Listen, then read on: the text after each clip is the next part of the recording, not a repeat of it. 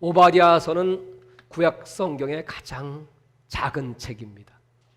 단 한 장, 21절. 신약의 유다서와 같은 책이지요.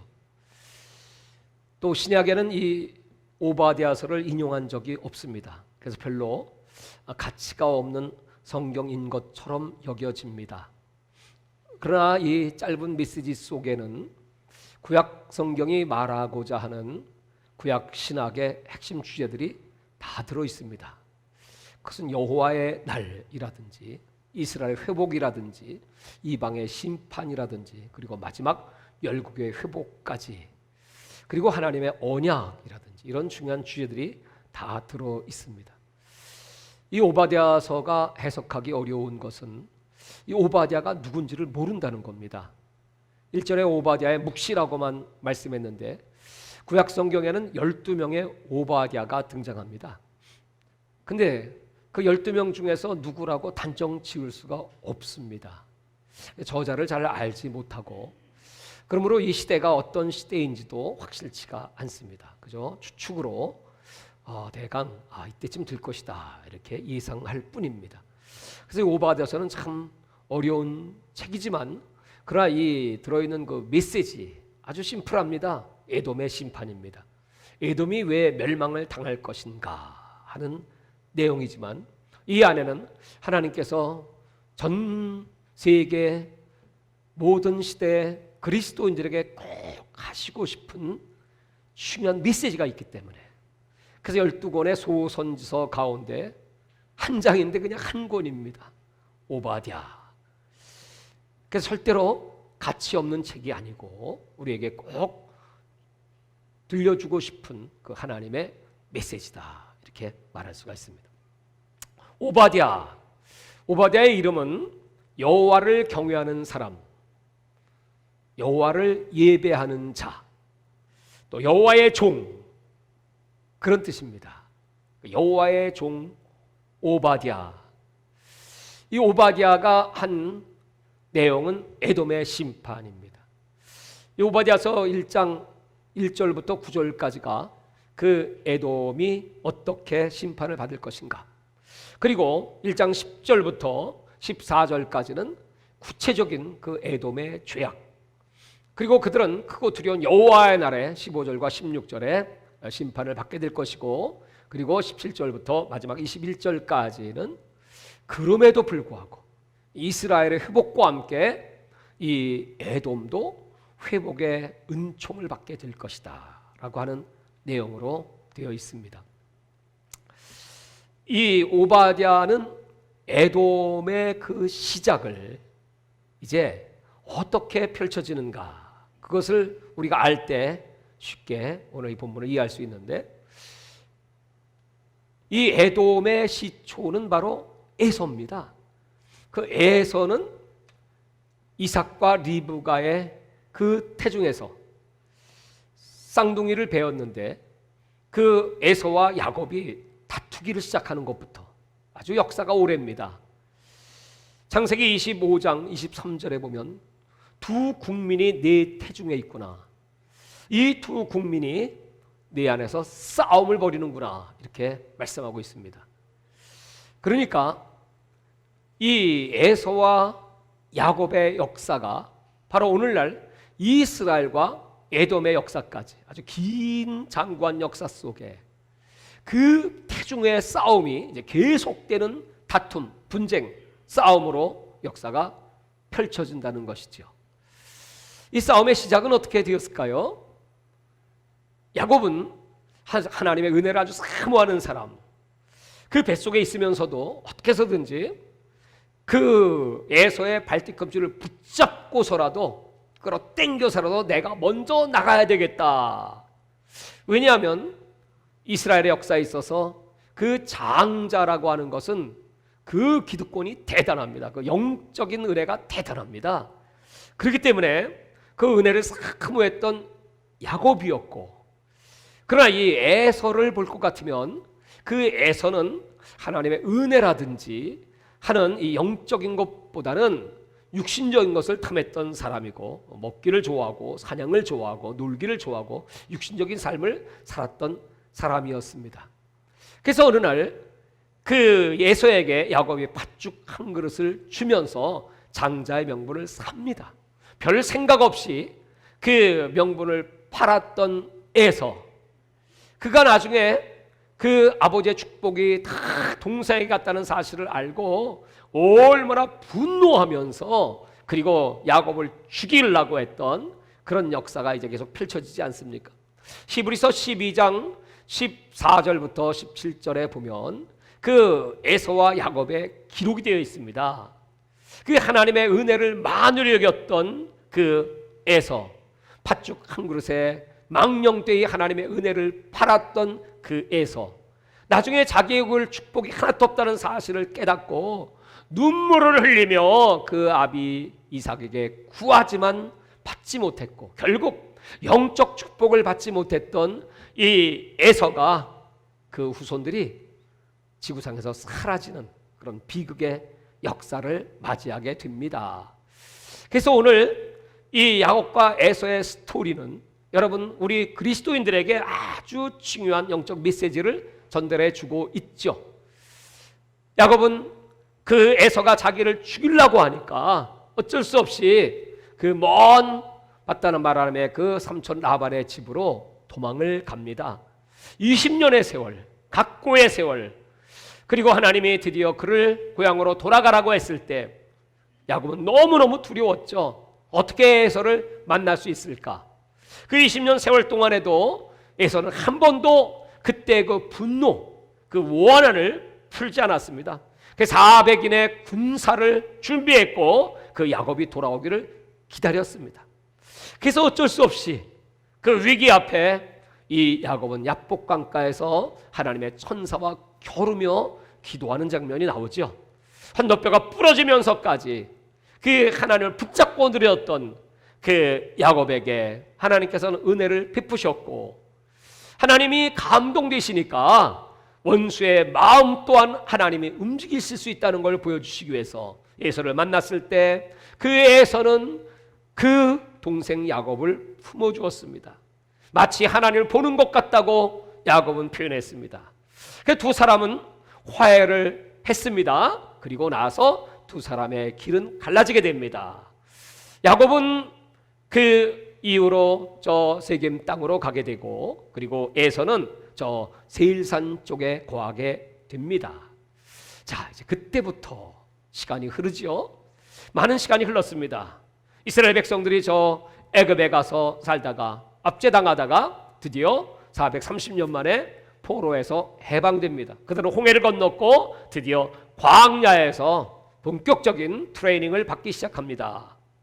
그때 그들이 가는 그 길에, 길목에 제일 단거리를 갈 수 있는 길에 에소의 족속, 즉 에돔 족속들이 살고 있었습니다. 민수기 20장에 기록되어 있기를, 그때 모세가 이렇게 얘기하죠. 에돔 왕에게, 에돔 왕이요, 우리가 이 길을 통과하면 빨리 지나갈 수가 있는데 길을 좀 빌려줄 수 있겠습니까? 절대로 당신들에게 해를 끼치지 않을 것이고, 혹시 해를 끼치다면 우리가 다 변상을 할 것입니다. 그러니 이 길을 통과만 할 수 있게 해 주십시오 했을 때 이 에돔 왕은 뭐라고 말합니까? 그건 절대로 안 된다. 그렇게 말했던 것은 아마 그 이전의 역사, 야곱과 에서의 역사를 그들은 기억하는 것 같습니다. 우리 조상의 그 축복을 뺏어간 그 야곱의 후손인 너희들에게 우리는 호의를 베풀지 않겠다, 그런 감정이 이 에서의 후손들은 품속에 가지고 있었던 것 같습니다.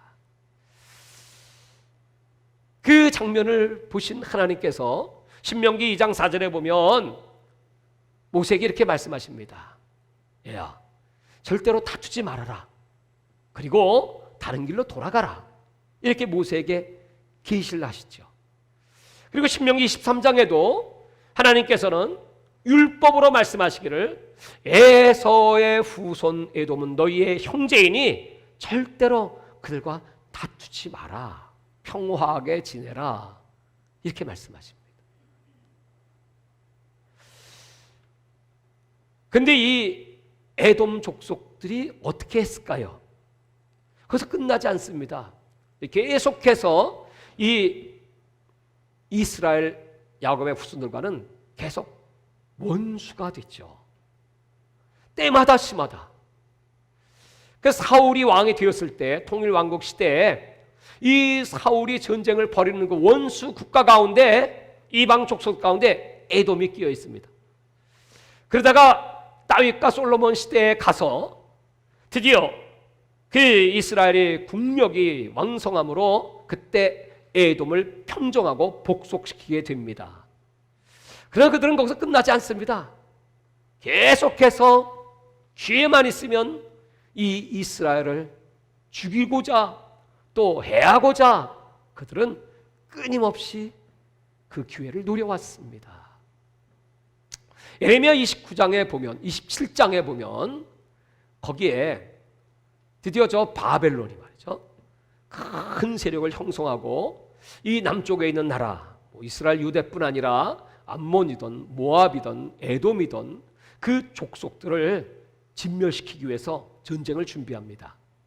그게 이 남쪽에 이 국가들이 살기 위해서, 자, 우리가 연합군을 만들자. 그래서 바벨론에 대항하자. 그 특사들이 예루살렘으로 모이게 됩니다.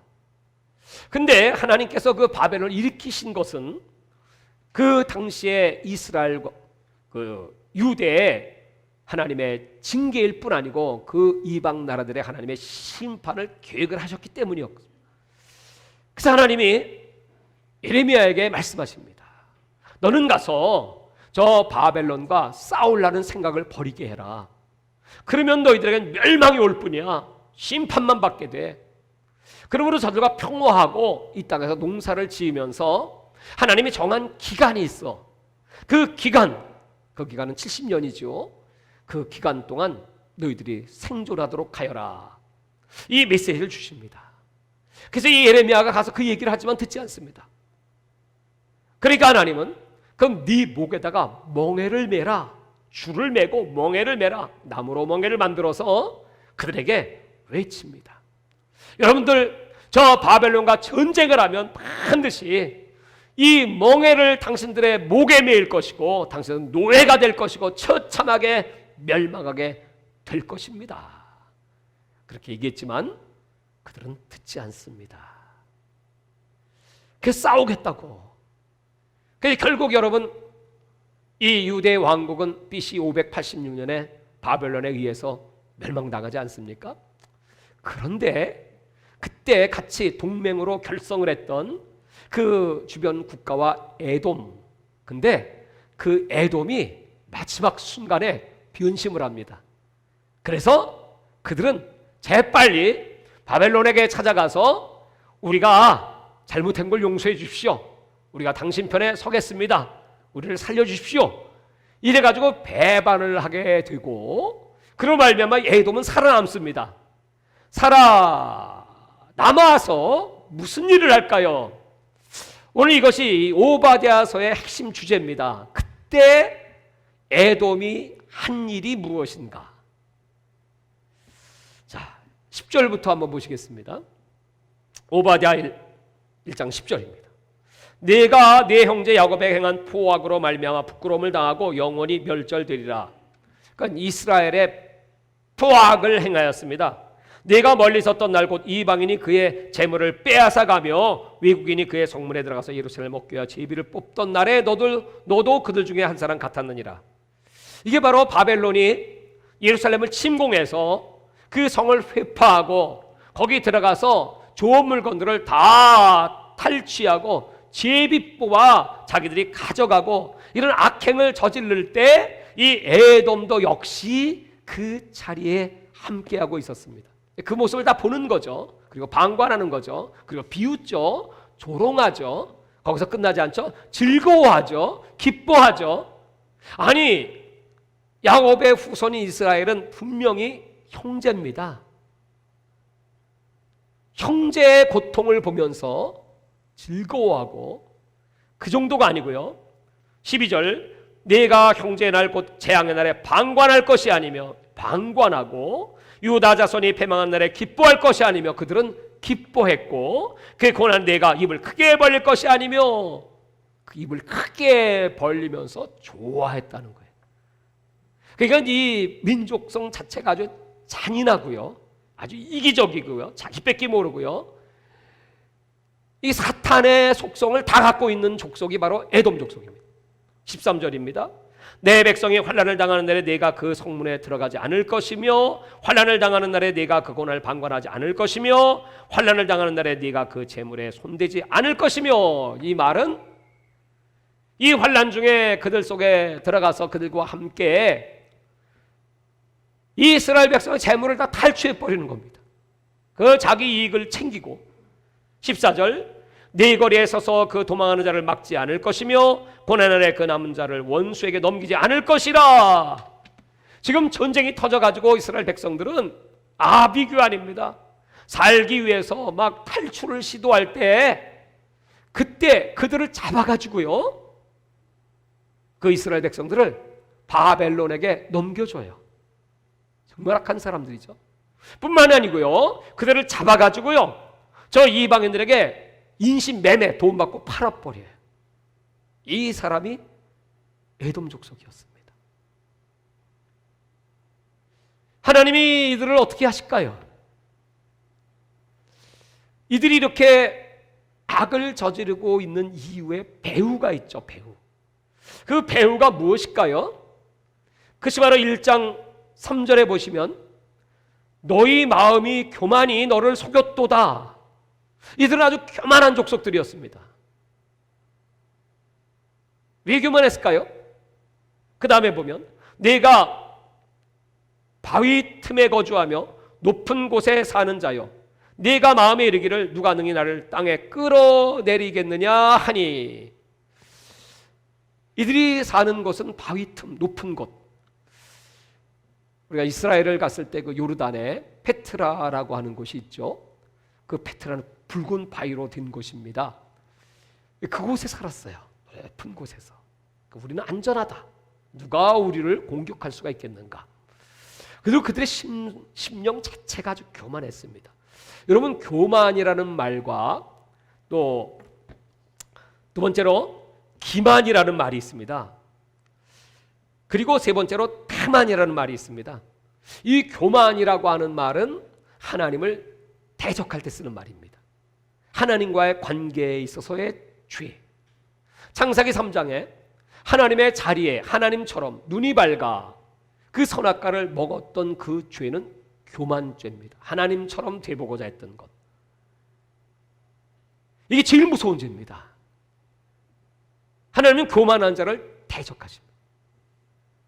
에스겔서 28장과 이사야서 14장에 보면 그 두로 왕을 빗대어 말씀하셨던 사탄, 루시퍼, 그 하늘의 천국에 하나님 앞에 찬양을 드리던 천사장 루시엘이 하나님의 그 영광을 보며 자기도 그 영광을 받아보고 싶은, 자기도 그 하나님의 올라보고 싶은 그 욕망을 느꼈을 때, 마음을 품었을 때 하나님이 그걸 보시고 바로 하나님이 그 루시엘을 루시퍼로, 사탄으로, 마귀로 이 땅으로 쫓아내버리셨습니다. 그러니까 이 땅에 내려온 그 사탄, 그 마귀가 하는 일은 무엇입니까? 우리 교회에 또는 성도들에게 틈타서 제일 그들이 아주 성도들을 유혹하는 제일 좋은 방법, 교만하게 만들고. 형편이 조금 좋으면 사람이 교만해져. 돈이 좀 있으면 교만해지죠. 공부를 많이 했으면 교만해지죠. 사람을 아주 무시하죠. 이 교만죄, 이것을 하나님 제일 징후하십니다. 이들은 교만했고요. 두 번째, 기만이라고 하는 것은 이웃들과의 관계입니다. 이웃을 이용하고 이웃을 속이고 이웃을 회방하고 이웃을 죽이고자 하는 이웃과의 관계의 죄가 기만. 세 번째로 이제 태만. 태만은 자기 자신과의 관계입니다.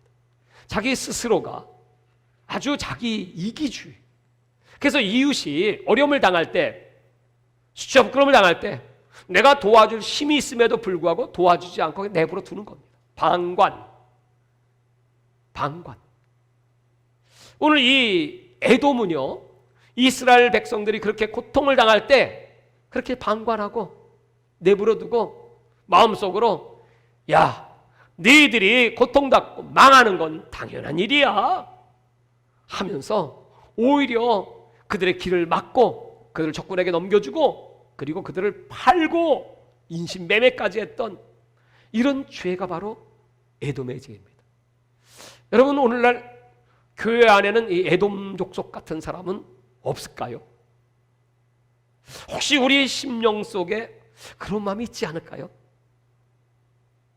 저 사람이 나에게 악한 짓을 했어요? 야곱이 내 축복을 뺏어갔어요? 하여튼 무슨 연유든지 내가 저 사람을 무시를 당했어요? 그래서 원한이 맺혔어요. 그 원한을 풀지 않고요, 끝까지 가는 겁니다. 그리고 그가 망하기를 기다리고요, 그가 잘못되는 걸 보면요, 즐거워서 노래를 부르고요, 나팔을 불고요, 뭐 이런 심성들이 혹시 우리 속에 있지 않을까요? 오늘 이 오바댜서는 그것은 고발입니다. 에돔 족속들이 한 일에 대하여 그 하나님의 이 광경을 목격하시면서 어떻게 하실까요? 그것이 바로 여기 15절에 여호와의 날, 지난 시간도 말씀드렸습니다. 크고 두려운 날, 심판의 날 어떻게 하실까요? 다같이 15절을 읽겠습니다. 시작. 여호와께서 만군을 벌할 날이 가까웠나니 네가 행한 대로 너도 받을 것인즉 네가 행한 것이 네 머리에 돌아갈 것이라. 내가 행한 대로 네 머리에 돌아가게 될 것이다. 뿌린 대로 심은 대로 거두게 될 것이다. 마태복음 7장 12절은 예수님의 황금률입니다. 네가 남에게 대접을 받고자 하는 대로 남을 대접하라. 이것이 선지자요 율법의 강령이다. 여러분, 행한 대로 하나님은 갚아주시는 거예요. 그런데 이 에돔의 이런 죄를 어떻게 하실까요? 여러분, 역사는 이렇게 기록하고 있습니다. 이 에돔 족속이 아까 말씀드렸던 바벨론에 의해서 이제 멸망을 이스라엘이 당하게 될 때, 그때 이제 그 바벨론에 붙어가지고 살아남는 것 같죠? 근데 그 이후로 50년 정도가 흐른 다음 이 에돔 또한 멸망하게 됩니다. 이들이 가서 살았던 그 페트라라고 하는 곳, 그곳에 여러분 나바테라는 족속이 있습니다. 이 족속들이 이 에돔 족속을 멸하게 되죠. 그러니까 이들이 어떻게 했어요? 이들은 눈치가 빠른 사람이니까 이제 아예 그들과 아주 붙어서 뭐 창씨 개명하고 그들과 이제 붙어가지고 거기 흡수돼서 살던지, 아니면 또 한편의 사람들은 그 남쪽으로 내려와가지고 이제 이두메라고 하는 곳, 에돔의 땅입니다. 사해 남쪽에서 정착을 하게 됩니다. 그 이제 살아가면서요, 그들이 어떻게든 생존을 위해서 얼마나 노력을 했는지 모릅니다. 그렇게 살다가 세월이 흘러서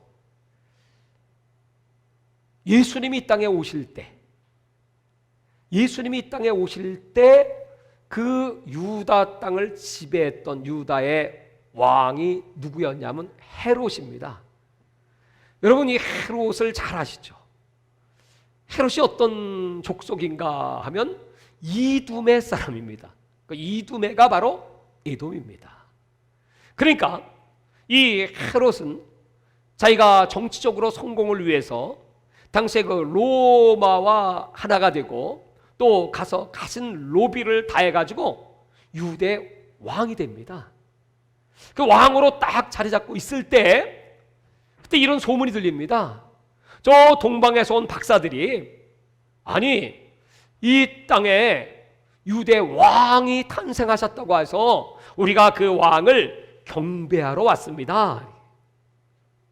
그 소리를 딱 듣자마자 헤롯이 뭐라 그러죠?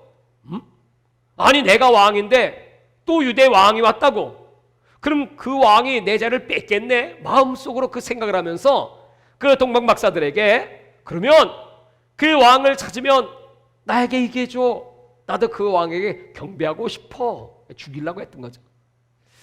하나님께 동방 박사들에 계시하셔서 그들은 다시 헤롯에 가지 않습니다. 그 사실을 안 이 헤롯이 불운이 나서 한 일이 무엇이었죠? 당시에 2살 미만의 남자아이들은 다 죽여라. 여러분, 그때 당시에 2살 미만의 아이들은 다 죽었어요. 그렇게 악한 왕이었습니다. 이 헤롯, 이 에돔의 피가 흐르고 있는 이 헤롯의 DNA는요, 바로 적그리스도의 DNA, 사탄의 DNA가 있는 거죠. 사탄에게 붙잡혀 있습니다. 그러니까 예수를 죽이려고 하고, 그리고 나서 이제 세월이 흐릅니다. 그 다음 그 헤롯의 아들이 등장하게 되죠. 그 헤롯의 아들의 이름은 헤롯 안티파스입니다. 그 헤롯이 무슨 일을 합니까? 그때 이제 예수님께서 공생애를 마치시고 마지막 그 재판을 받는 그 순간에 그때 그 왕이 바로 그 헤롯의 아들입니다. 그 헤롯에 의해서 또 예수님은 십자가에 못 박히시죠. 예수를 죽이는 일에 항상 앞장섰던 헤롯 가문입니다. 거기서 끝나지 않습니다. 그리고 또 시간이 흘렀습니다. 그리고 예수님은 승천하셨고 제 아들은 성령을 받아서 복음을 막 증거하기 시작합니다. 그때 그 증거할 때 그때 그 교회를 핍박하고 야고보를 목 잘라 죽인 그 왕이 또 누굽니까? 그 왕은 또 헤롯 아그리빠입니다. 그러니까 이 헤롯은 세 왕이 예수를 죽이는 일에, 십자가에 못 박는 일에, 그리고 예수님이 세운 이 교회들을 핍박하고 주의 종들을 죽이는 일에 앞장서게 되죠. 그 유명한 그 마지막 헤롯이 얼마나 그 권세가 대단했는지 사람들이 그 헤롯을 보면 와, 하나님과 같습니다. 칭송을 했습니다. 그랬더니 하나님께 영광을 돌리지 아니하고 그 영광을 자기가 가로채다가 벌레가 먹어 죽었더라. 사도행전 12장 23절에 그 벌레가 그 속에 들어가서 뭐 창자를 막았는지 숨통을 막았는지 하여튼 즉사하고 맙니다. 이것이 헤롯 가문입니다. 에돔의 후손들입니다. 이렇게 정말 이스라엘과는 철천지 원수예요. 근데 그 원수가 다름 아닌 형제였습니다. 한 뱃속에서, 어미 뱃속에서 함께 있던 쌍둥이 형제가 이렇게 철천지 원수가 되는 겁니다. 여러분, 신앙생활 하시면서 예전에 예수 믿기 전에 그 원수되었던 사람들이 있죠. 근데 이제 예수 믿고 나서도 교회 안에서 이 원수가 있습니다. 그 원수를 맺어요. 한 번 원수되면요, 옛날에 세상에 있을 때보다 더 악해지고요, 더 풀지 않고요, 더 그 원한이 가중돼서요. 그런 모습들이 요새 얼마나 많습니까? 그것이 얼마나 무서운 죄인가 하는 것을 우리에게 가르쳐 주는 거예요. 그것이 얼마나 무서운 죄인가. 혹시 그 원수가 여러분에게 너무나 많은 죄를 지었어요. 도저히 용납할 수 없어요. 그렇다고 할지라도 오늘은 광복절입니다. 76주년. 오늘 오바댜서를 제가 뭐 순서대로 이렇게 하고 있지만 이 말씀을 묵상하면서 광복절의 이 말씀은 무슨 뜻일까요?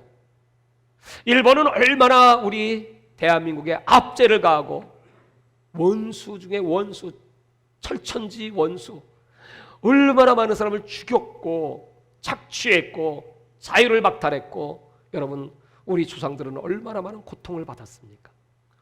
그러니까 여러분, 일본, 여기 일본 좋아하는 사람 있습니까? 일본 하면 이를 갈죠. 일본 잘 되는 거 여러분 못 보죠? 일본하고 하다못해 뭐 축구를 붙든 뭐 스포츠 붙었다 하면 그냥 이빨을 갈고 그냥 반드시 이겨야 합니다. 이게 우리 민족성이죠. 네, 그럴 수밖에 없어요. 아니 36년 동안이나 착취를 하고 여러분 창씨개명을 시키려고 하고 이 대한민국을 약탈한 민족 일본입니다. 하나님은 그 일본에 대해서 어떻게 하라고 하시나요? 이제 오늘 우리들에게 주시는 마지막 키가 여기 있습니다. 이 메시지에 17절부터는 이스라엘 회복이라고 말씀드렸습니다. 오직 시온산에서 피할 자가 있으리니 그 산이 거룩할 것이요 아랍 야곱 족속은 자기 기업을 누릴 것이며 이게 망했지만 다시 이스라엘은 회복될 것이다. 그리고 야곱 족속은 불이 될 것이며 요셉 족속은 불꽃이 될 것이요. 그러면서 여러분 이때 당시에 그 에돔의 후손들이 어떻게 될 것인가 하면 야곱이 불이고 요셉이 불꽃이면 에돔 이 에소 족속은 뭐예요? 지푸라기 다 불질러 버린다는 겁니다. 그러니까 아주 철저하게 하나님이 이 에돔의 원수를 갚아주시겠다는 거죠. 네? 그래서 에소 족속은 지푸라기가 될 것이라 그들이 그들 위에 붙어서 그들은 불사를 것인즉 에소 족속에 남은 자가 없으리니 여호와께서 말씀을 아주 진멸을 해보시는 진멸. 성경이 이제 여기서 이렇게 끝났다면 우리도 이렇게 살면 되죠. 원수 같은 거 박살을 내버려야 되죠. 그리고 그가 잘못됐어요. 교통사고가 났어요. 그 병원에 이렇게 누워 있어요. 야, 고소하다. 내 너 그럴 줄 알았어. 넌 맞아 싸지. 암 걸렸어요. 이야, 넌 당연히 그게 맞아. 어? 박수 치면서요. 여러분, 그런 마음들이 우리 속에 있잖아요. 네. 일본, 이번에 올림픽 하는 거 보니까 야, 가고 아니야 못 봐주겠네. 사람도 안 모이고. 야, 여러분 나는 뭐 개막식 하는 걸 못 봤고 폐막식 하는 건 잠깐 봤습니다. 봤더니 여러분 썰렁해가지고요. 그 마당에 이렇게 모여가지고 그렇게 하는 모습 뭐 일본 뭐 전통 옷 입고 나와서 뭐 일본 뭐 고전을 하는지 뭐 하는지 야 완전 수준 이하더만. 야 일본 참 비참하다 비참해. 어떻게 다 이렇게 됐냐? 뭐 세계적인 경제 대국이 맞아 이거? 아니 저 기획을 한 그 지도부의 그 아이디어가 저것밖에 안 돼. 야 우리 한국 같았어 봐.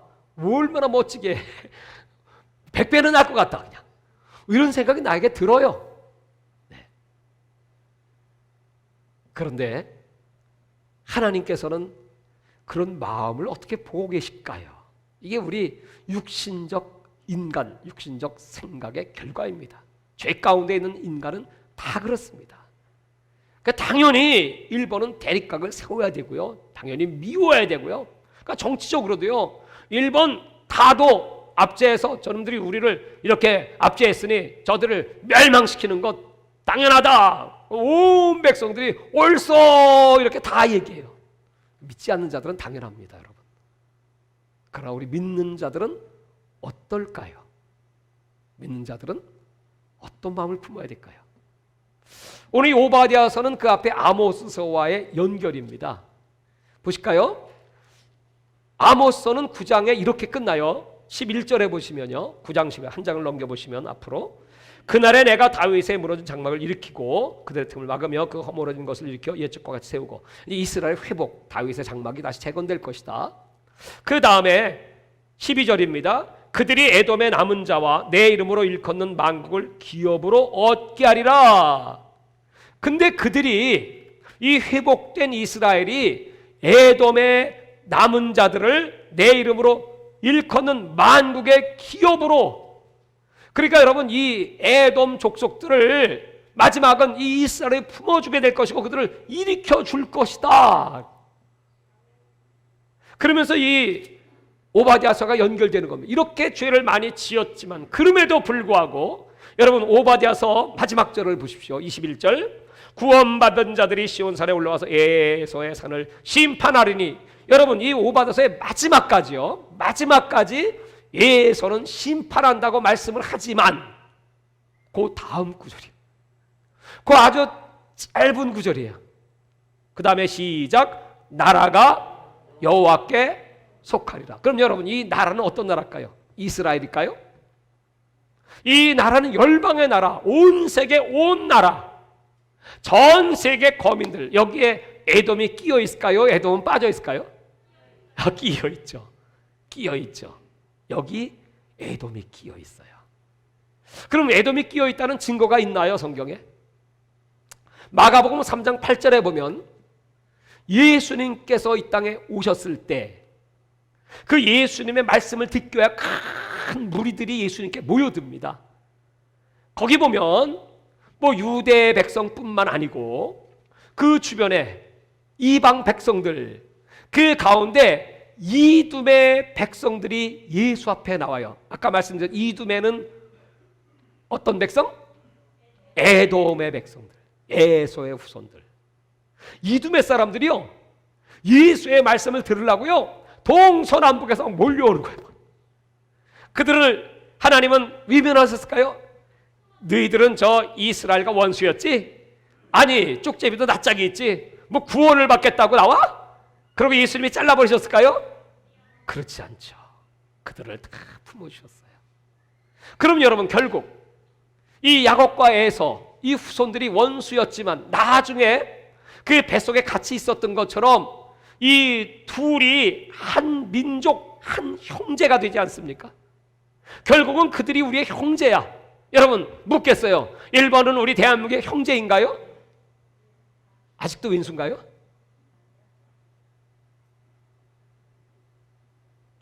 저 북한의 김일성 3대 우상 세습을 하고 있는 김일성, 김정일, 김정은, 그런 악행을 저지르고 전쟁을 터뜨리고 수십 많은 동족들이 죽었습니다. 그러니까 공산주의적 빨갱이들은 원수 중에 원수지요. 어제 뉴스에 보니까 이 김정은이가 아마 뇌종양이 걸린 것 같다고 그러대.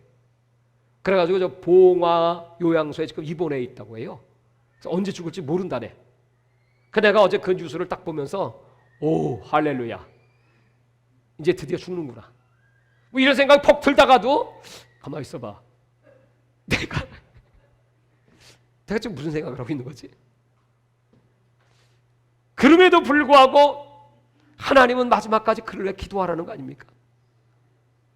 저 스데반을 말이죠, 죽이기 위해서 그 당시에 그 유대인들, 서기관들, 바리새인들의 사주를 받고 그 스데반을 돌로 내리치는 겁니다. 그 돌로 맞아 죽어가면서 그 스데반이 하늘을 바라보죠. 그랬더니 거기 그 보좌에 예수님이 딱 서 계신 겁니다. 그 예수님을 딱 바라보는 순간 스데반의 고백이 뭐죠? 주여, 저들이 하는 것을 알지 못하니 저들의 죄를 용서하여 주옵소서. 자기를 돌로 치는 자들을 용서해 달라는 거예요. 불쌍히 여겨주세요. 알지 못합니다. 여러분, 예수를 본 사람은요, 예수를 만난 사람은요, 예수를 믿는 사람은요, 오늘 여러분 예수님 믿으시죠? 보시기는 했는지요? 만나시긴 했나요? 그렇다면 어떻게 해야 돼요? 예수님처럼, 예수님이 그렇게 십자가에 매달려 돌아가시면서 저들이 하는 일을 알지 못합니다, 저들을 용서하여 주옵소서.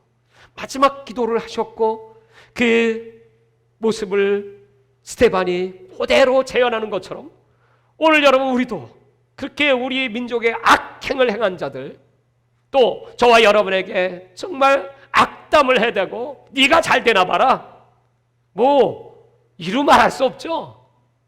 손가락질하고 조롱하고 내가 어려울 때 즐거워하고 박수를 쳤던 자들, 당연히 저들은 망해야 되고 저들은 죽어야 되고 징계받아 마땅합니다. 징벌받아 마땅합니다. 불쏘시개 되는 거 당연하지. 그런데 오늘 하나님은 그들을 당신의 나라로 속하게 하실 것이다. 나중에 보니까 형제야. 그들의 후손들이요, 물론 그렇게 죄를 지은 그 당사자는 이미 다 죽었지만, 심판을 받았지만, 그들의 후손, 이두메의 후손들이요 지금도 많이 있습니다. 그들이 예수 믿었어요. 가보니까 천국에 그들이 다 같이 있어. 같이 있어. 사랑하는 여러분, 그때 어떻게 반응하시겠습니까? 오늘 이 오바댜서는 우리에게 정말 참된 성도, 특별히 성도 간의 교제, 믿음의 관계가 얼마나 중요한 것인가. 물론 나는 그를 용서하고 그를 사랑하고 그를 위해 늘 기도합니다. 그러나 그는 여전히 나에게 돌을 던집니다. 그렇다고 해서 여러분 거기에 대해서 흥분하거나 거기에 대해서 반응하지 말고 우리는 여전히 그를 위하여 기도하고, 로마서 12장 14절부터 21절에 그렇게 사도 바울은 고백합니다. 그 예수 그리스도의 사랑에 정신을 받아서 원수가 줄이면 먹이고 원수가 너를 저주하면 너는 그를 축복하고 그 원수의 머리에 숯불을 피워서 그 얼굴이 뜨뜻하게 해라. 선으로 악을 이겨라. 여러분, 이것이 우리 그리스도인들의 기본 자질입니다. 그래야만 하나님이 그 사람을 들어 쓰실 수가 있고 예수의 복음은 흥왕때의 땅까지 전파되지요. 오늘날 여러분 이렇게 교회들이 어려움을 당하고 수치와 부끄러움을 당합니다. 요엘서를 말씀드리면서 그렇게 기록되어 있죠.